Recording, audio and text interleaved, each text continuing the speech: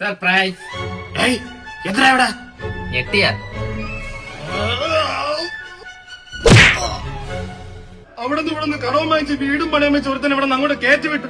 1 മാസം കഴിയുന്നുണ്ട് ഇവിടെ വന്ന് നിൽക്കുന്നു. കഴിവരട കടത്തിന്റെ മേലെ ഇരട്ടി കട ആക്കി വെച്ചിട്ട് വന്നിരിക്കുന്നു. അറിയപ്പെടാ. സൂട്ട്കേസ് ഒന്ന് പിടിക്കൂ. വരൂ. നീ ഇപ്പൊ പോയാലോ? ഇപ്പൊ കയറി വന്നെന്ത്? എന്റെ ക്വാളിഫിക്കേഷന് പറ്റിയ ജോബ് അല്ല എനിക്ക് അവിടെ. അല്ല, എന്താ നിന്റെ qualification? I M +2 graduate with oil and gas. പക്ഷെ എന്നെ അത്ഭുതപ്പെടുത്തിയ കാര്യം അതല്ല. ഞാൻ ഇവിടുന്ന് പഠിച്ച് സർട്ടിഫിക്കറ്റ് പോയി ചെയ്ത കാര്യങ്ങൾ അവിടെ ബംഗാളിലെ സർട്ടിഫിക്കറ്റ് പോയിട്ട് മേൽവിലാസം പോലും ഇല്ലാന്ന് ചെയ്യുന്നു. എന്നാലും നമുക്ക് കുറച്ചൊക്കെ നിക്കായിരുന്നു.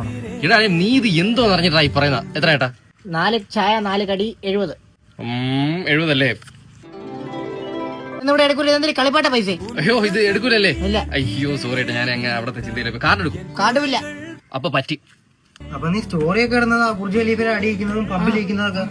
അതൊക്കെയാണ് എന്റെ പണി സീറ്റുകൾ. ബുർജ് ഖലീഫിൽ തൂങ്ങിക്കിടന്ന് കണ്ണാടി ഉടക്കി അപ്പൊ പബ്ബില ബൾബ് മാറ്റും. വന്നിട്ട് എന്തിനോണ്ട് വന്നു? തൊഴിലില്ലായ്മയും ചീത്തപ്പേരും. അപ്പൊ ഇതിലെന്തേര്?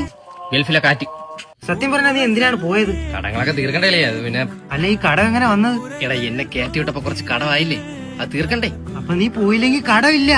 എടാ ശബരി, ഇവ ഇതെന്തോ പറഞ്ഞ മണ്ട ഇറങ്ങി. പുള്ളി ശരിയാണല്ലേ. ഷെട്ടി രാവിലെ ഇറങ്ങിയില്ലേ? എനിക്ക് വിശക്കുന്നു. ഞാൻ പോണ വീട്ടിൽ. എനിക്കും വിശക്കണം, ഞാനും വരുന്നു. അപ്പൊ എന്നെ ആരാണ് കൊണ്ട് തെറ്റിക്കുന്ന? എന്നെ കൂടെ കൊണ്ടുപോടാ. വീട്ടിലാണ് പോയി തിണ്ടാർക്കാ. ഞാൻ പോകാൻ പറ്റില്ല, വാപ്പ അടിക്കുന്നത്. ഞാൻ കൊണ്ടുപോടാ.